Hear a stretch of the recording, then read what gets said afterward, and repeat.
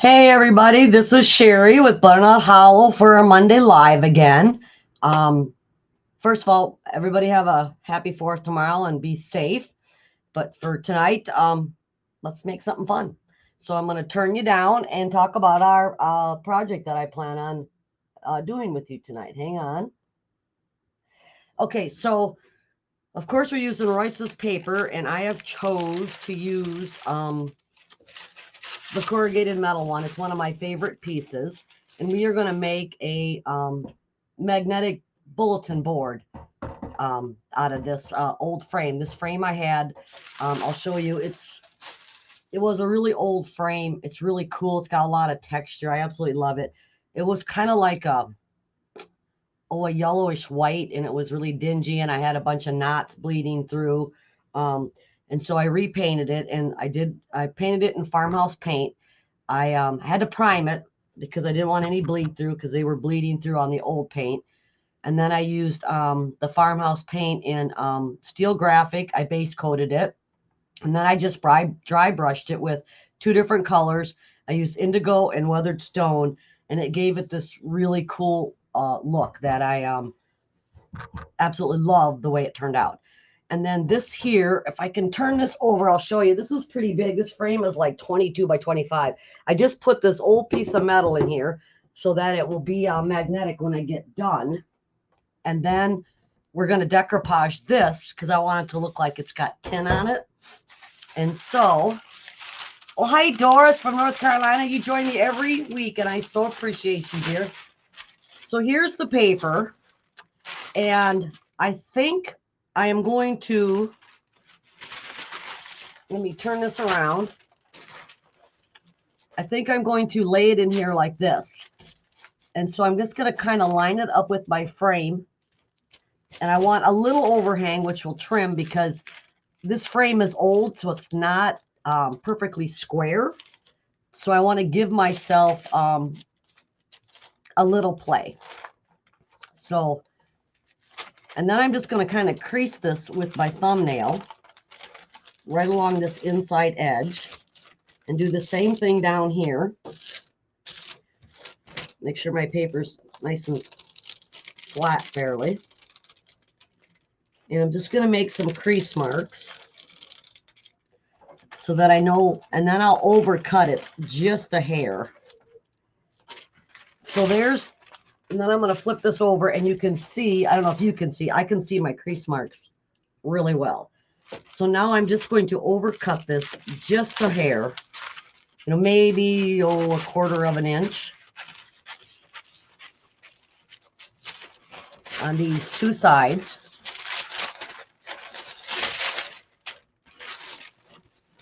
So get this trimmed up.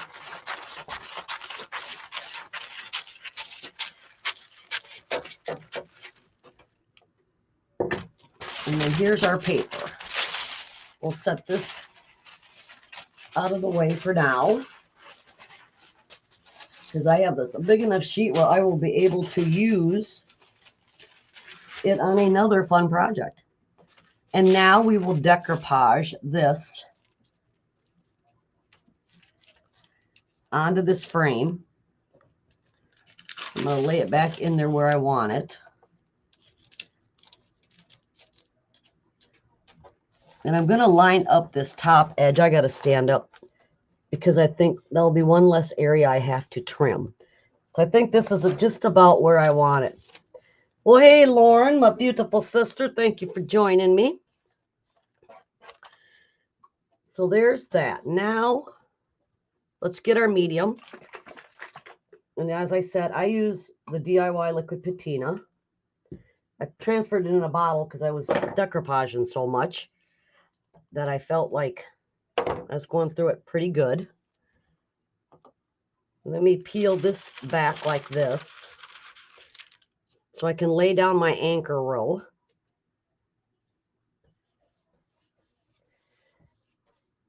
And I'm not going to get super close to those edges yet because I'm afraid if I get it up on the frame right now, it will stick to my frame before I trim it. So I'm not going to get perfectly probably won't be perfect, but I'm going to get, my only concern is not to get it up on this part of the frame, because then it's going to leave a mark when I peel the paper off. And I don't want to make this I don't want to make it difficult, because it shouldn't be. So let me, and I got a little bit right there. Just going to wipe that off and smooth this out just a little bit with my hand. And then get my saran wrap. And I'm gonna crease that just like that, so that I know that hopefully it will not stick where it's not supposed to. I think this paper matches really well with the colors I chose for this frame. So then we're going to flip this up like I always do. And we'll finish getting this decoupage down.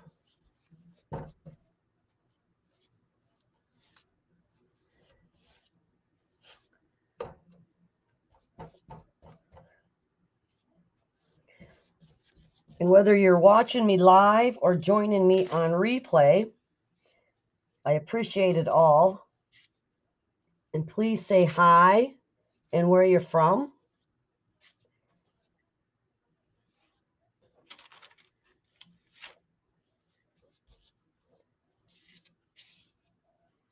I want to make sure I get up to that paper good, because that is where I'm going to have bubbles, if I'm going to have bubbles.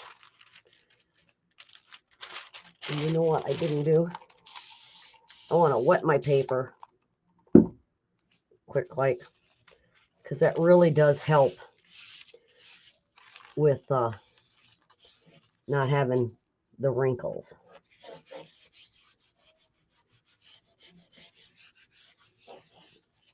And this is a bigger sheet than what I normally decoupage with. And I got a wrinkle there just by the way I laid it down. So we'll just lift my paper up a little bit and fix it. There we go. And this edge here, I will come back and make sure it's stuck once I get it trimmed a little right where I want it.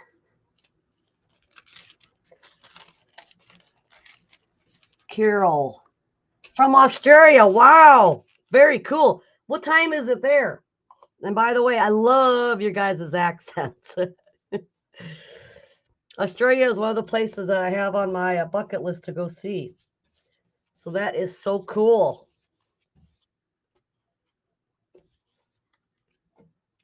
I appreciate you joining me.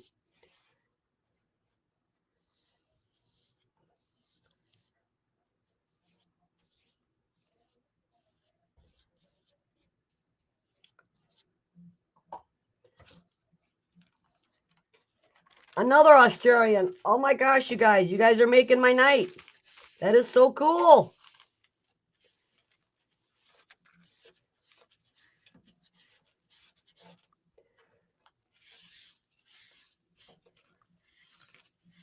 And see, by wetting that paper, it's really allowing me to work this paper a little bit.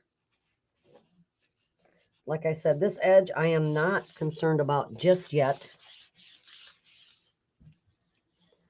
Don't you think my colors for my frame matches this paper really cool?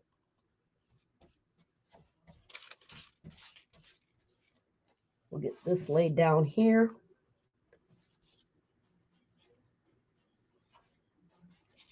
Like so. And this top edge, I can get that stuck down because that's just butted right up against there. So I don't have to trim that edge at all.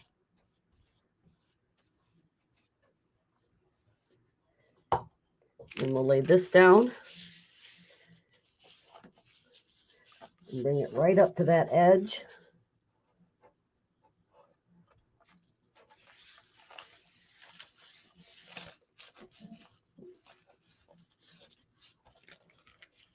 Got a wrinkle there. Okay. And now I'm just going to kind of fold this edge back and get a little smaller brush here. And see if I can come in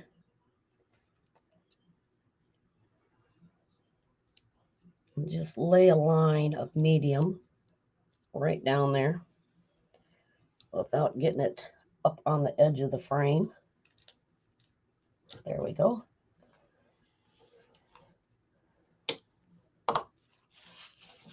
And we'll come around here.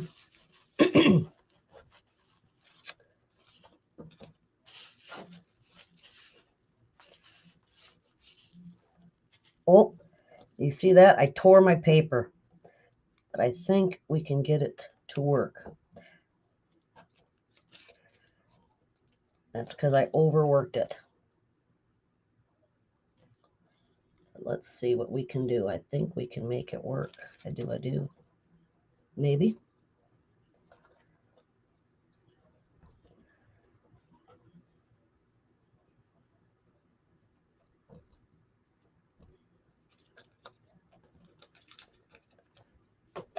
Oh, where's my scraper here?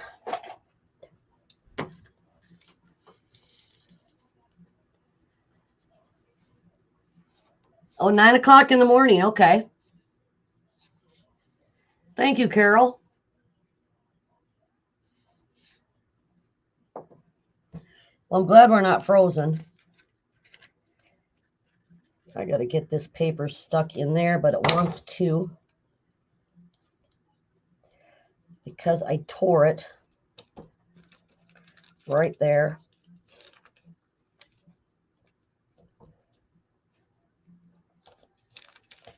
I think I'm going to end up removing this piece for now, and we will piece it in there. I'll show you how we can fix that.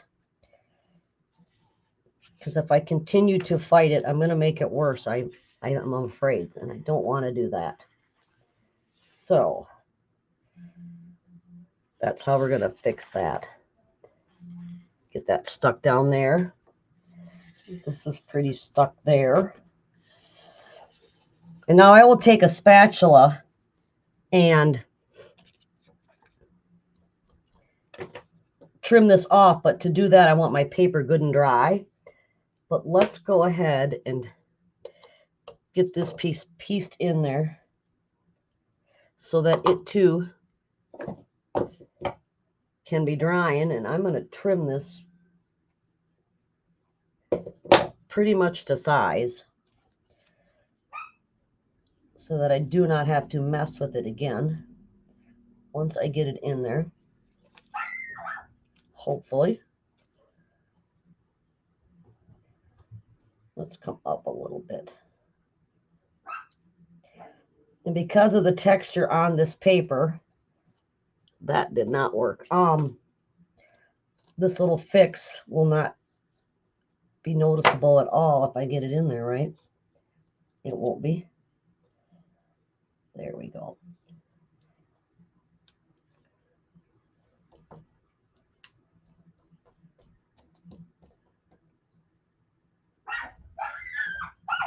This is not working. Okay. You know what? Let's let this dry before I mess with it anymore, because I'm afraid I'm going to make it worse. So we're going to let this dry, and then I'm going to show you how we are going to do the magnets. Because we're going to make some fun magnets. So we're just going to set that back there. And now, as you can see, underneath, I have my molds here. Hey, Michelle. I have my molds here, and I am going to use resin in here to make magnets for my board. And so I bought a package of these magnets. They come in like 3 or 4 different sizes. They're really strong magnets. That's what I wanted. And I'll show you how to pour your resin and make some really cute magnets for the board. So we're going to set this stuff out of our way. And I'm using the amazing casting resin, and this sets up in uh, 5 or 10 minutes. So it's perfect for this project. And on your molds, if you're going to use the air dried clay, you want to dust them with cornstarch. But since I'm using the resin, excuse me, you don't have to do anything. But on these molds, I don't know if you can see, there's little numbers like right here. And that tells you how much resin you need for each piece. And so for this project, I'm going to use this bee, and I want to use the dragonfly. And of course, I've got to use this morel mushroom because if you know me, I love hunting for morels. Don't eat them, love to hunt them. And so I totaled up all these numbers, and I need about 20 milliliters. And so this little silicone cup that I use has the black marks on them, which I love. And the nice thing about these cups and using them with resin, if I happen to have any left over, which normally I don't because I pour it out, but even it will coat the inside of this cup, it pulls right off once it's dry. It does not ruin your cup. So let's get our casting resin mixed. And this is a part A and part B. And the most important part on this is you want to be exact. So that's why I'm kind of getting down here and standing on my head. Let me grab a paper towel here quick.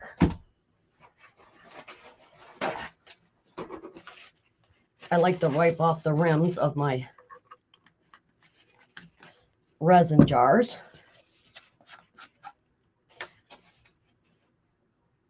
And so I got 10 of one, and now I'm going to put 10 of this other in there.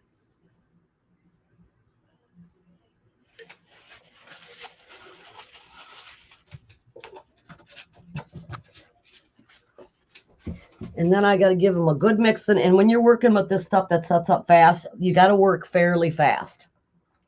And so I'm just giving this a good stir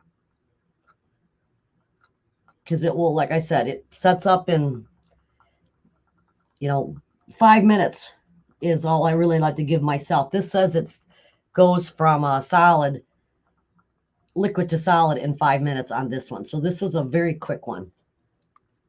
And now I'm just going to take and I'm going to pour. I like these cups too because you can pinch them. I'm just going to fill my molds. And this is really, these cups are really nice for like delicate areas. Like when I got to go up on these wings. I'm kind of in my own light, but that's okay.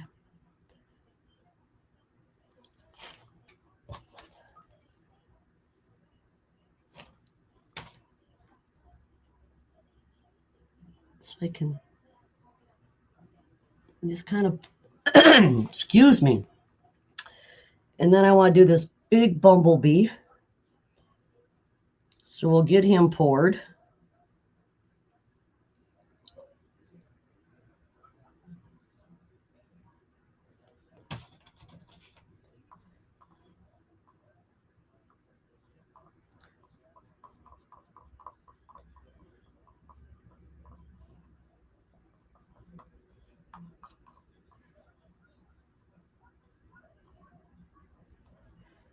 Get that wiped off. You can kind of move the resin around a little bit. My bee might be a little light, but we are going to stick a magnet down in there, which does raise that up a little bit. So now I just got to wait. And this is like a waiting game, but you almost got to time it just right. Because if you put these magnets down in there before this is set up enough, they'll sink to the bottom because they're heavy. So I kind of watch the color of it. And like this dragonfly, he's not very deep right there. So I usually use this as a tester. So I actually think I can lay this magnet in there right now because It's starting to set up already. We might be almost too late. I did make some earlier. Yep, see that's setting up. I'm going to push it down in there, though, and hope for the best. Hope it stays. Whoop. We don't want to mess this up. And then we'll put this one in there. He was set up just about right, but we'll see how these turn out because it's not going to take long. Hopefully they'll turn out the way I want. Hopefully these magnets will stick. But while we're waiting, I can show you. Well, hi, Deborah. How are you? I made these little ones just experimenting, and I can show you. These are teeny weeny ones. I made the little bumblebee, and see, I put the magnet on the back, and see, that one was almost too late, but it worked.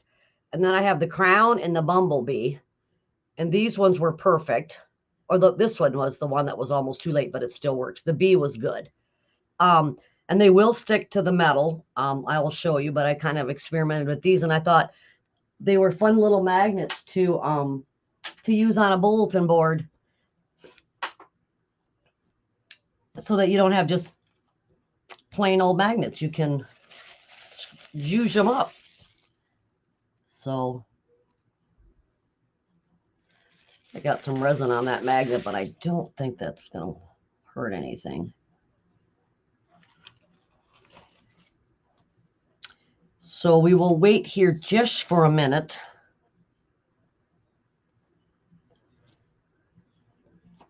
Let these set up. I can't bring my frame up here, or can I? Hang on here. Let's set these off to the side for a minute. See if I can get these out of my way. We'll bring our frame back up here and see if it's dry enough to trim it, and then we'll patch that little spot there, and we'll see what happens. I am probably going to grunge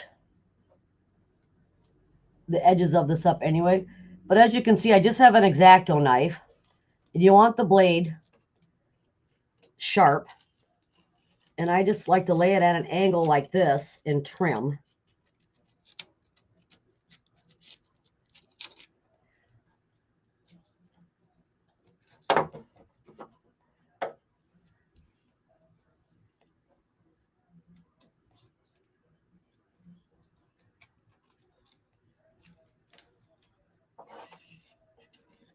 So we got that trimmed.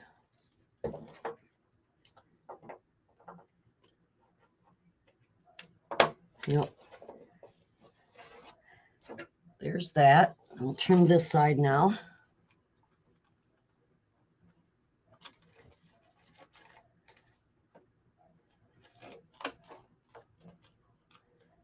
I like the spots of the frame that I can actually stick my knife underneath there. It's not happening all the way across, but it is a, whoop, that doesn't even want to go in there. Let's try it this way.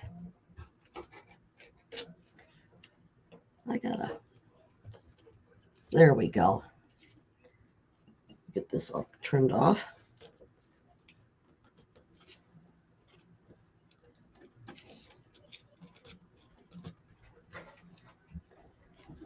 There we go.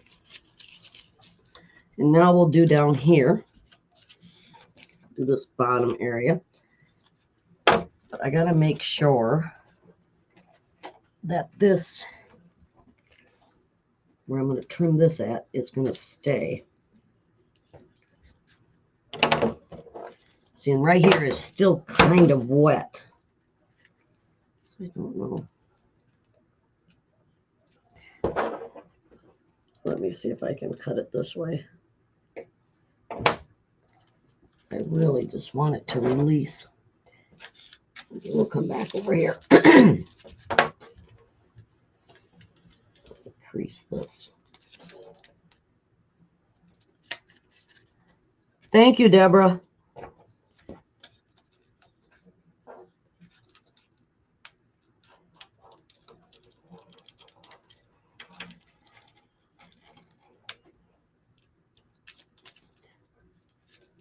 It didn't cut on here.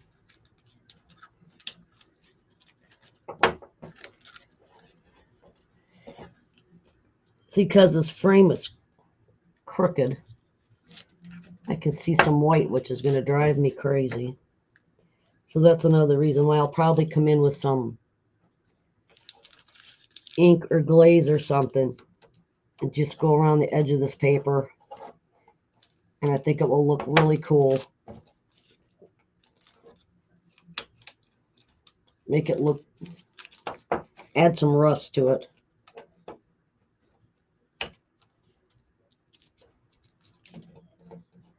There we go. It's coming.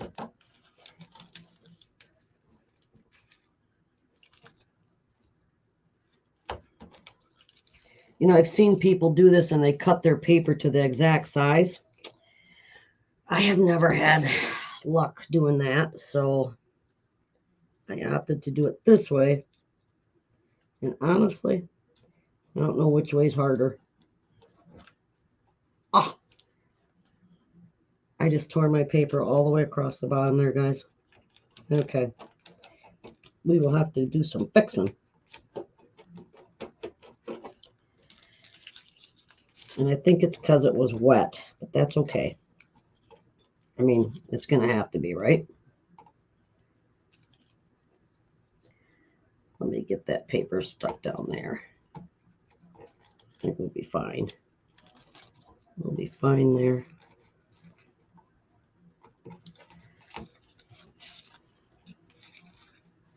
Yeah. It's because this paper's wet over in this area. It really wants to tear. It does, it does. There we go. Okay.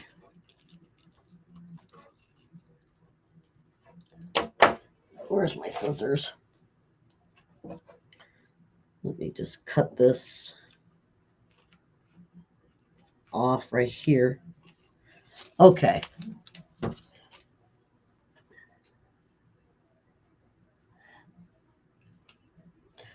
Yes, that's what I say. I don't get too upset if my paper rips anymore because it's very, very fixable.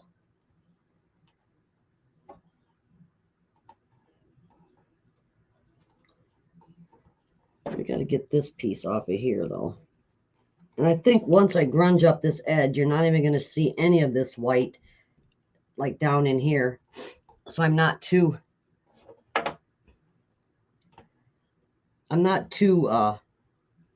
worried about it. But we got to fix that edge. So let me get my paper back over here and see. Let's see. Come off of here like this. So I'm going to cut a piece off of here. Let me get that out of my way.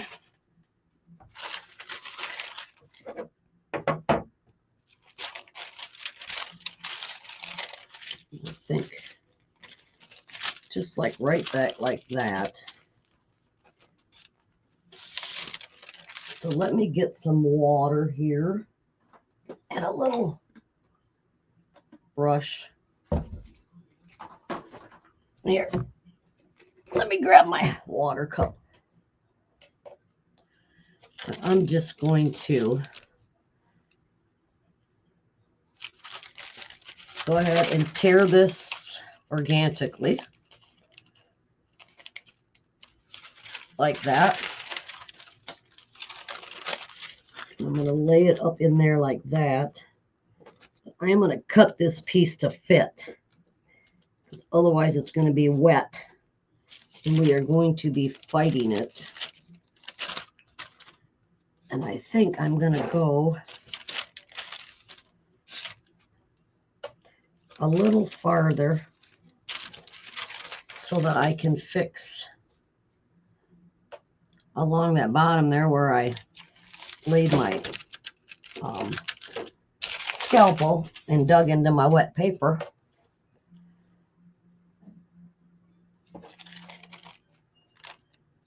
we're just going to tear this all the way across.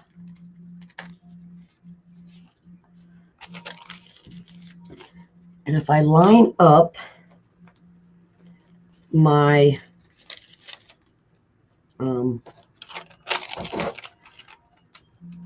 my ribs on the paper, you know, follow this pattern, I don't even think you'll be able to tell when I get done here. So let me crease this. And then I'm going to turn this over in this. I could probably have better scissors, I think. Just give this a cut like that. Double check. I think I need just a smidgen more taken off of there. Yeah. I think I can live with that. So let's get another brush here in our medium. Get these papers off of there. Let's lift this up.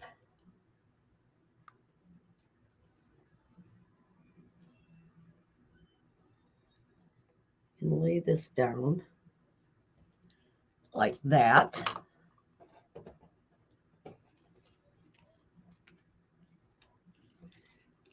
And make sure I get this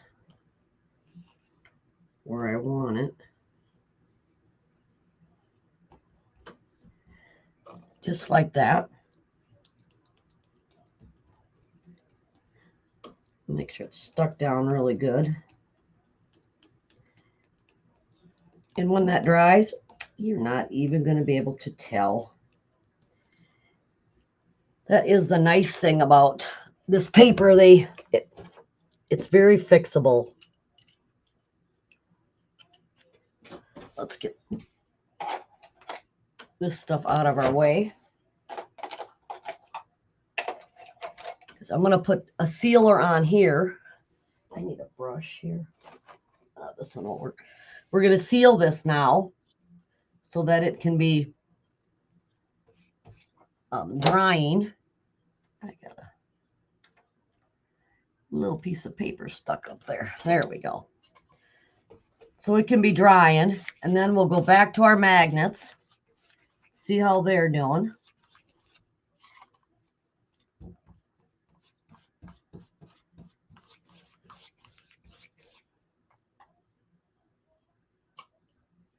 A little more medium in my cup. And this is the DIY liquid patina that I'm using.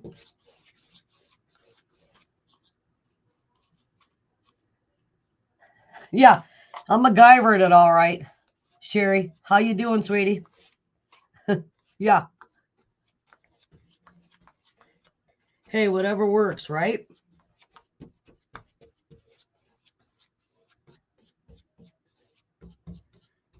Okay, so there is, and I probably would do a second coat on here, but I'll do it later. I won't do it on this live. I will do it later so that I can, just because if you're going to be having magnets bouncing off of here, you want a little more protection. So let's set this out of our way. Let this dry. We'll change places here. I'm going to let that dry. So here's our little magnets that we made that are going to be cute, hopefully. Yep, see that magnet is stuck in there. So let me pull this out of this mold. Look at, see the magnet's not coming off. I get my dragonfly one. Here's the dragonfly.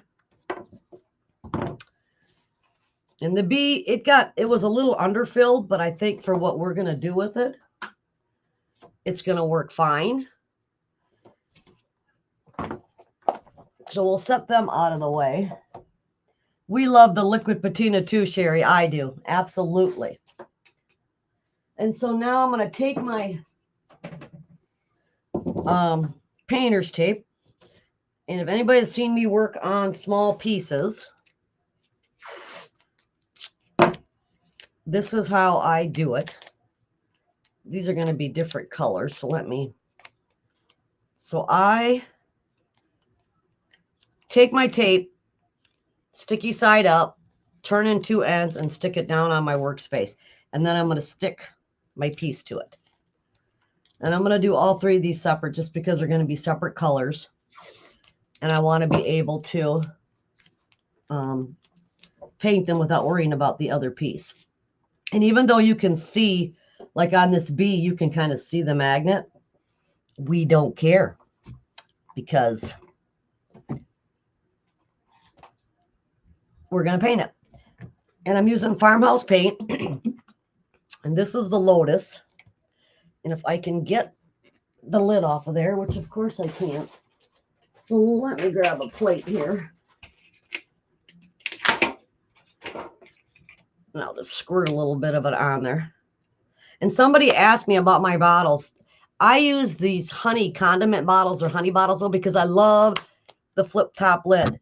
I used to use the FIFO, but on colors that I didn't use very often, my paint got dried out. So I switched to these condiment bottles or the honey bottles, and I absolutely love them because it does seal up. They seal up tight whenever you close them, and that's what I needed, especially on colors that I didn't use very often. So, yeah. So we're just going to paint this bee all yellow for now, and then I will juice him up. I think I'm going to put some black wax or something on them. And then the dragonfly, thanks, Sherry. I'm thinking, I don't know. I was going to paint him blue, but then I'm thinking I want a dark green. What do you guys think? Tell me. What do you think he should be? Joanne, I buy the honey bottles on Amazon empty. I don't, they're not honey bottles that were used. Because actually, I don't even like honey. Oh, what color do we want? Well, we're going to do this mushroom in brown, I think. And then I'm going to go over it with a lighter one. But I want him to have a good base. I want him to have a dark base, I think. We'll see. Morels are actually a tan, which he will be when I get done. So we're going to paint this. The details on these mushrooms, guys, is unbelievable. I mean, seriously. I think if I made this mushroom again, I would probably tint my resin.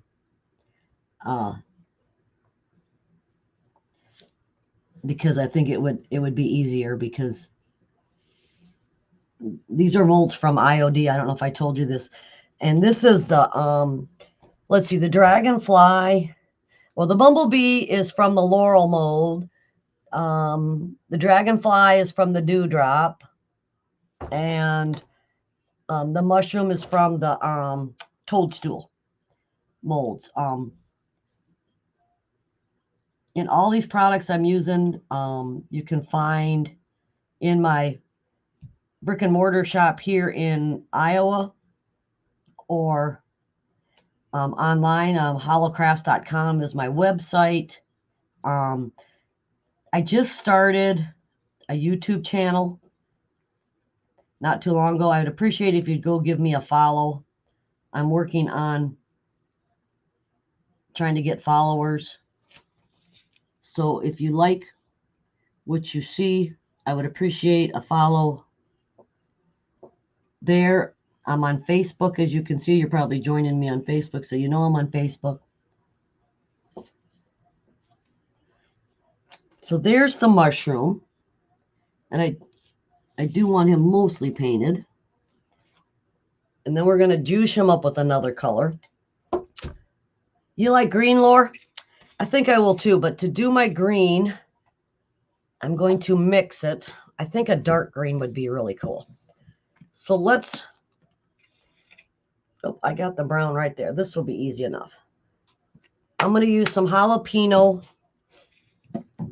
and this cocoa, 70% cocoa that I used on the mushroom. I should have just used the same brush. Oh, well. And I'm just going to bring some of that over here and off to the side here. We'll just give it a mix over here. There. Okay, I like that green. Let's get my brush cleaned off a little bit. It's not going to take much. And again, we'll add some other colors on his wings. We'll try and make them a little prettier. I love dragonflies too. My head's in the camera. I apologize. I've got to get the edges here.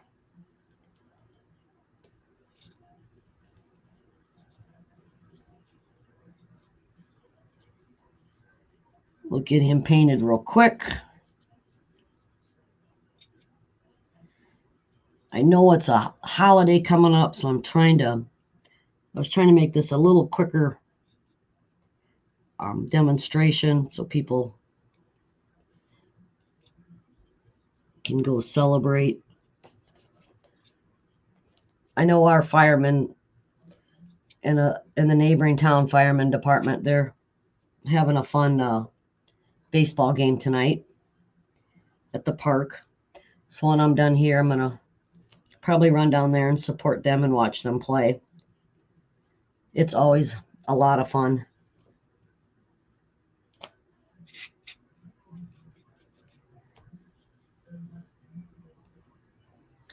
So there is my dragonfly. He's kind of pretty.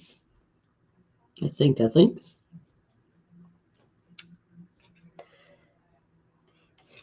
Okay, we'll set that aside. Yes, I think some iridescent colors on those wings would be very, very pretty, Nancy. Very pretty. So let's give these a quick dry here, because I want my paint to dry so that we can introduce the other colors that we want.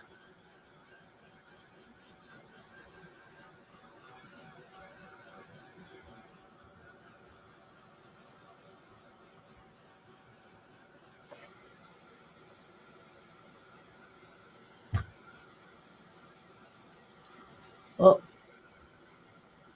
sorry about that.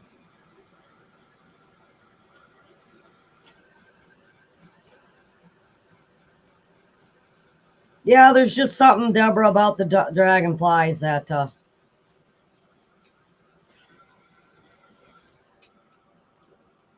I find them just to be an interesting insect, but I like bugs, so I like bugs and toads, and yeah. I know, I'm weird. That mushroom's got a lot of crevices, which is making it a little hard to get it dry, but I think it will be okay. And because that is resin, I do not want to overdo it, because otherwise I'm going to be melting it. Now I have these little paint sticks here, which I thought would be fun to use. And this is a silver. And you just kind of peel off it. When you don't use it, it gets a coating on it because they're wax. So I'm just going to take my finger, and I just thought rubbing that on those wings like that would be kind of cool. That looks really cool, don't you think? Put a little down there. Yeah, that looks kind of iridescent. You were going to go see Sounds of Freedom tonight?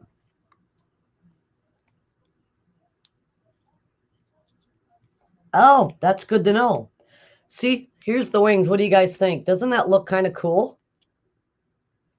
I think he turned out really cool. I see some spots I missed on the ends of his wings. I'm just going to do some finger paint here. Now, these paint sticks that I'm using, it does take 24 hours for that stuff to dry, but since I didn't do a big area, I think I'll be fine. Thank you, Nancy. I thought I appreciate that. And now, I think on the bee, this is like a charcoal. It's not really a black, but I don't have any black wax here, so we're going to go with this. If I don't like it, I can always add black. Then you just kind of rub it. Kind of rub it on there. I think I'll go down his belly a little bit. That's the nice thing about these molds. They're so detailed that it's kind of nice when you can do this and it picks it right up. All that texture on them. When they get a wet wipe, I want to get this stuff off my fingers. And now we have the mushroom. And I think what I'm going to do with it is, I think I'm going to take a little sponge here. And I think I'm going to try this weathered stone and kind of like, almost like dry brush them is what I think I'm going to try. We'll see if it works, guys. I don't really know if it's going to, but we're going to try. So there's the bee. He looks kind of cool. Be a fun little magnet. It does make the details pop. So then I'm going to take this weathered stone just because it's a light tan. And I think I'm just going to dab my mushroom like this. I like that you can see the brown, the dark brown in there. It did exactly what I was hoping it would do. That I can give a quick dry.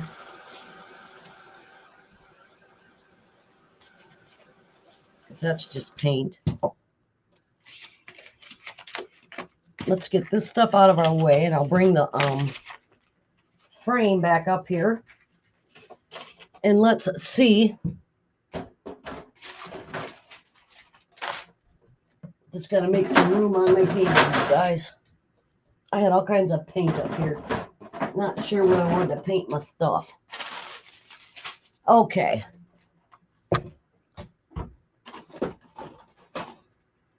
So here is the mushroom. There's the mushroom. What do you think? It kind of looks like a mushroom. So here's the frame back in here. And I want to give, I see that it's, you can barely see where I repaired that, but it's going to be a bulletin board. That wouldn't bother me at all.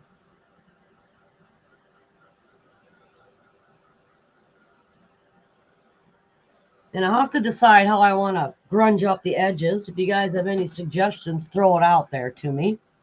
Because I would like to grunge up these edges. I think if I grunge them up all the way around, that would be even less noticeable. Oh, thanks, Lauren.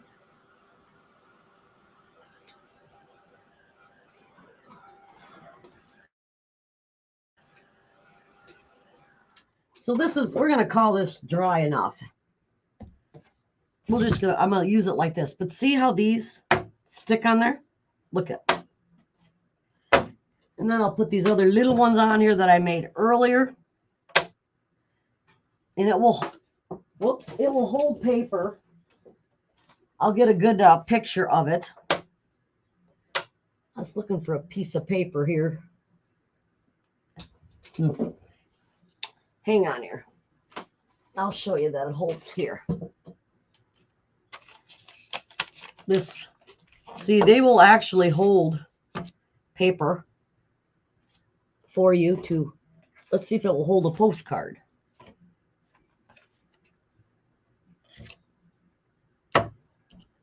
There. And now we're going to lift this up. And can you see it? I don't know. I think this would be a cute a bulletin board in your house. I really do. Let me turn you back up here if I can get to you, because